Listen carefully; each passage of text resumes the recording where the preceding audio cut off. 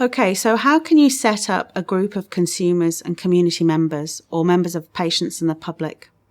Well, it's not easy to do and it requires a lot of resource and it requires very careful planning and consideration. So firstly, you need to consider who your target audience is in research and healthcare improvement.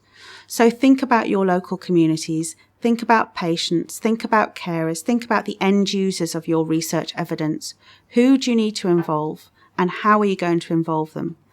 In addition to thinking about the different types of patients, you need to really be aware of diversity.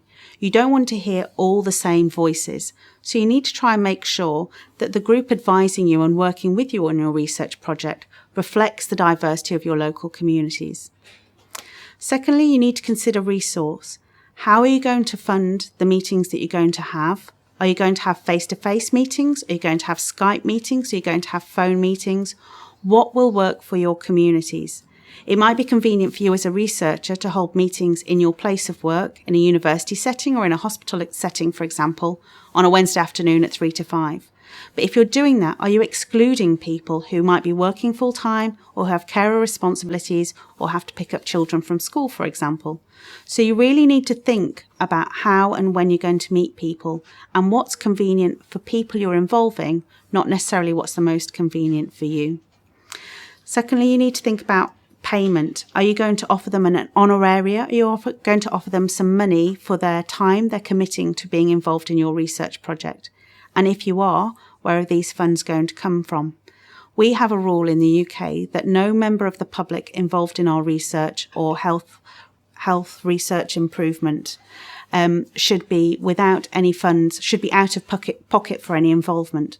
And I think that's a really good principle. We refund, for example, all bus fares, petrol money, parking fares, so that people can come and attend meetings and there's no barrier for their involvement.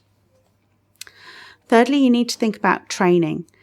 Do the members of the public involved in your research require any training to enable them to be involved in your research project? You should think about giving them a full induction so they're aware of what your research project is about, but also what public involvement is. Maybe talk them through the research cycle and work with them to identify ways they can be involved in your project. Then you need to think about role descriptions.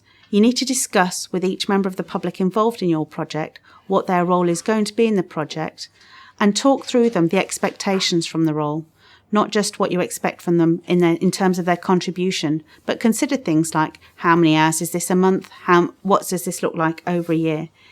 Make it clear to people that they can withdraw from involvement at any point. We all accept that people do this on top of their other responsibilities, on top of jobs. So they need to know that they can leave at any time. And absolutely, there's no real strong commitment from them required to ensure that they see the project through to the end. Finally, you need to think about how your meetings are going to take place. How are you going to make sure that members of the public you're working with are really accepted as members of your team? Think about how power is shared, how you respect them for their roles and how you ensure that they feel valued for their contribution. And finally, it's really important that you take opportunities throughout your research project to reflect on the public involvement. Think about how you're going to evaluate the public involvement and how you can record all those important activities that take place during your project to show that you have really been working in partnership with patients, public and members of your local communities.